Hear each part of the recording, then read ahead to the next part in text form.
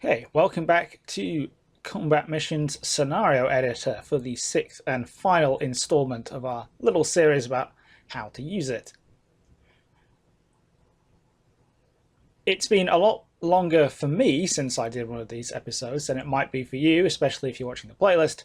You may have noticed that this area up here is a little bit different than how we left it. And the reason for this is that this isn't the first time I've tried to do part 6. I managed to go all the way through and spend an hour talking about everything and all the stuff that I was doing and how to do X, Y, and Z.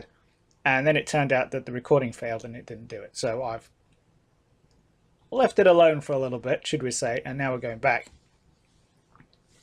I don't want to have to redo everything, but this is an opportunity to look at how to reverse engineer things. So we've done quite a lot of going in one direction, which is making our own stuff. This is an opportunity to look at what past Hapless was doing, whatever that was, and figure out what's going on and what we're looking at. So what are we actually looking at up here? Well, this is another plowed field, just like this one down here. And this looks a lot like this down here. So this looks like another orchard. And we've got another compound here. If we press E, this brings up the terrain elevation per tile. So what we can see is that we've put a hill in over here. If we zoom out a little bit, we don't get the numbers. We can just see little black dots in the squares where there is a specific instruction from the scenario designer to control the elevation of that particular square. So we've got a little hill over here. If we zoom right in fact, if we go to elevation, you can see them there like that. So we've got a hill with another little mini compound on it, surrounded by an orchard. Why is that? Well, the reason why, and in fact we can have a look at it. The reason why is that when I was doing some playtesting, turn the objectives on, the enemy, well, two things came out. The first thing that came out is that the platoon headquarters didn't have a lot to do. Now, if you remember, the original plan was to showcase the US infantry platoon and its abilities. So we have stuff for the infantry to do, we have stuff for the javelin to do, we have stuff for the machine gun teams to do. The platoon headquarters is kind of obviously doing platoon headquarters things, but they don't have anything particularly kinetic to be doing. So the plan all along was to give them a call-in asset. This is one of the strengths of the American infantry, the American organization, which is that unlike some other countries, for example the Syrians and sometimes the Russians and the Soviets,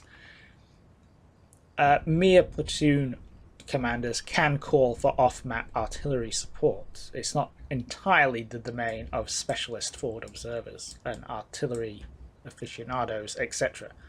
So the idea was always to give him something, an off-map asset to call in. Originally it was going to be something like an F-16, an F-15 or an Apache or something. The call-in time turned out to be too aggressive. There's only 30 minutes on the clock here. You don't want to have the asset at the beginning, so people can just call it in and start tracking things straight away. Using like the pre-battle bombardment setup mechanic. So it kind of came down to some artillery of some description.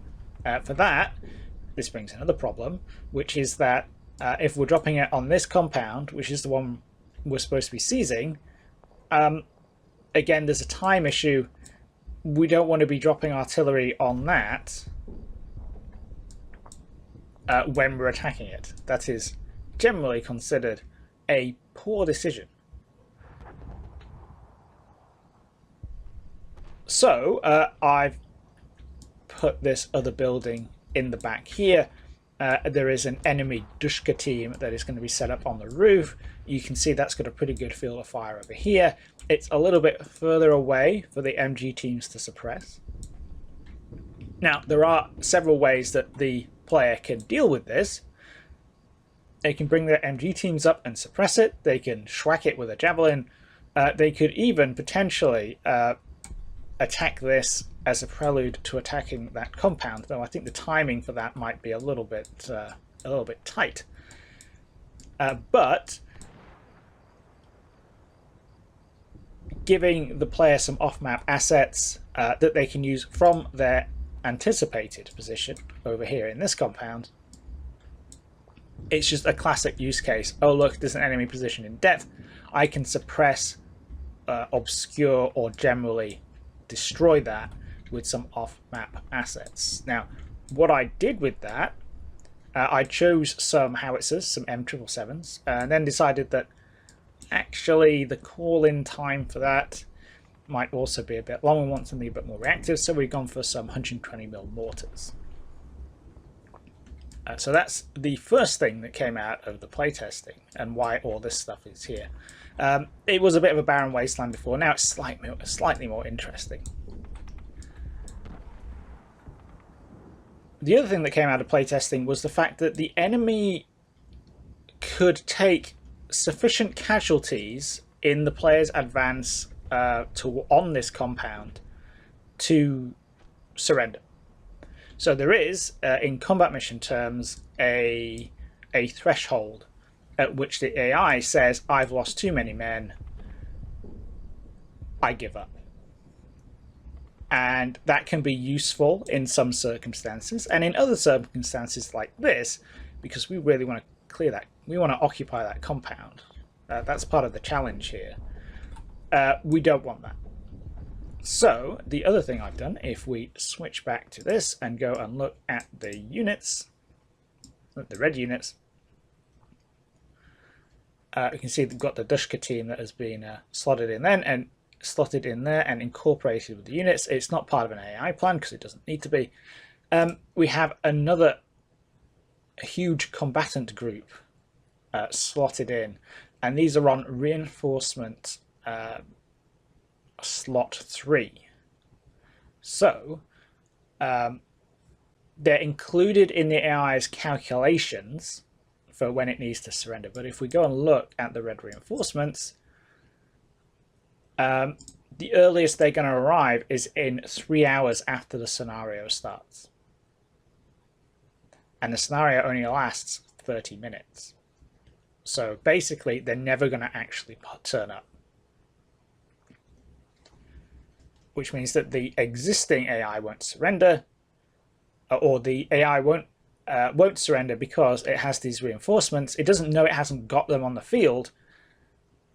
It just knows that it's not near the threshold to surrender. Now, this is a big chunk. This is a brute force approach to making sure the AI doesn't surrender. There is probably a finer margin to deal with. And this, in fact, this could be an issue because it means that the AI will never surrender, and in some circumstances it perhaps should.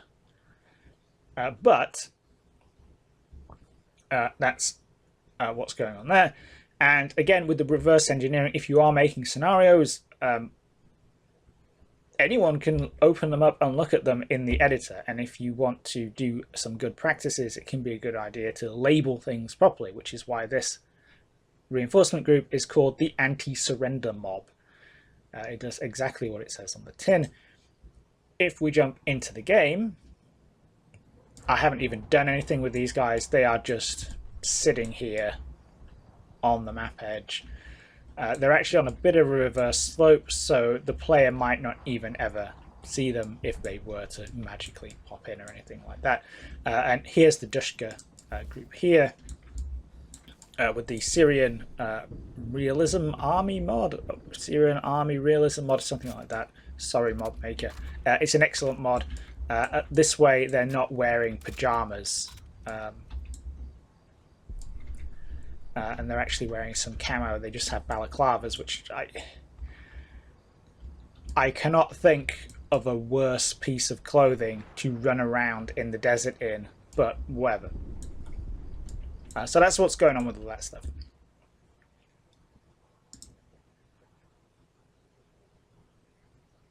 There is one, well, the other thing that we can reverse engineer when we're looking at this stuff is the briefing materials. So if we go down to, where are we in the mission tab, and we go down to here to mission blue, you can see I've filled in the briefing. Now the way you do this is that this is just a text file and you just import it.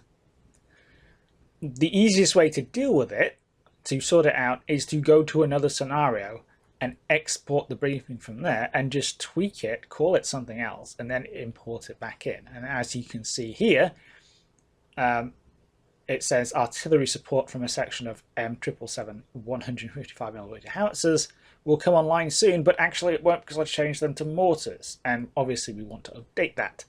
So what we can do is we can go down here to these three buttons and say export, and that's going to kick the file out into the root. So if we do briefing example, it's exported it to there. And if we navigate to that folder outside the game, you can do this by just alt-tabbing.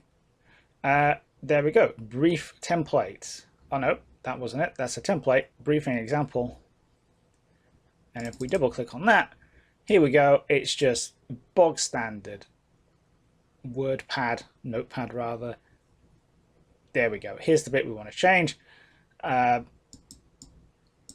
going to change that to just support from a section of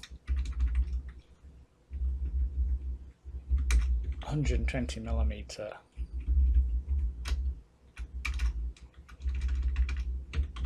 Yeah, just 100, not 1100. Will come online soon, but ammunition is very limited, and we can just save that and then go back into combat mission, import, and there I have at the top briefing example, and boom, it's now 110mm mortars, and there's a little star there because I can't type, but you get the idea. So that's dead simple. Like I say, if you load up any other scenario, well, let's make sure we're saving that. We load up any other scenario, there's factory outlet. That's another briefing right there. The other element of the briefing, the images that go with it. So the strategic, operational, and tactical images, exactly the same thing. It does tell you the file sizes down here. So these are very small by modern standards. It's a sign of the age of the game. So the strategic map is 224 by 224. The operational is 702 by 224, and then the tactical is 952 by 350 pixels. These all need to be in bitmap format as well. So if you're trying to use JPEGs or PNGs or whatever, that's why it's not working. It needs to be a bitmap. Again, it's easy enough to just steal bits of these. The strategic map just gives you a vague idea of what you're doing. If it's in Syria, there's probably somewhere nearby in one of the existing scenarios. If it's not in Syria, you just have to make your own. When it comes to the operational, it's slightly different because you need all these gubbins. There are some templates out there or there were on some of the modding websites. I'm not sure as to the exact state of those at the moment. Or you can just, it doesn't need to be in this format for it to work. You can put an image of whatever you like in there. And I now feel I should say that while you can put a picture of whatever you like in there, people will probably appreciate it if it is relevant, should we say. So if we go back to our editor map test, I've nabbed a strategic map from somewhere else, and this is or fully the operational map. Dead simple. This is a screenshot of the map in the editor with some icons and an arrow on it. Dead simple. Doesn't have to be fancy. The tactical map, I don't have one. This exists on its own screen in the briefing. If there isn't a tactical map image, the button for the tactical map doesn't pop up. So if you don't have it, people can't see that you don't have it, if that makes sense. They won't click on the button and there'll be a blank space. They just don't have access to that screen. So you can get away without the tactical map if you want, or you can do that kind of thing for it. Whatever you like. Finally, same sort of thing here. The thumbnail for the mission is a 170 by 170 bitmap. That's the one that I've got here. That's just a screenshot from the game that I've resized and cropped down to a 170 pixel square. Dead simple stuff. And that is about it. So if we dive in, we can see it is the US Rifle Platoon Showcase. We've got a little tagline here that tells you what's going to happen. We know it's a showcase. I'm a big fan of missions telling you what is supposed to be going on in them. So this is a showcase. It's not supposed to be balanced or anything like that. We have all the details for it. And if we click fight, oh, I should say, something I should add here is that it should really say play as blue only, because there's no AI plan for the blue side. So if you play as red, the US platoon will just sit there in the deployment zone, and it's not going to be a tremendously exciting experience. Of course, you can hot seat it, and you can play it in multiplayer if you're some kind of masochist. And I guess a final note for the briefing here is that the headings exist on their own, and you don't need to write them in. So I've doubled up there, but that's an easy fix. You'll figure it out. You can also see that the operational map image is not the correct size. It's just centered in the middle there like that. It's still totally usable, and like I was saying, the button for the tactical map isn't there. And yes, we've got a little spot there for our Dushka team that we've added in. So that is the end of our quick overview of how to use the editor. Really basic stuff, but it is a very powerful tool, and you can use it to do all kinds of fun things.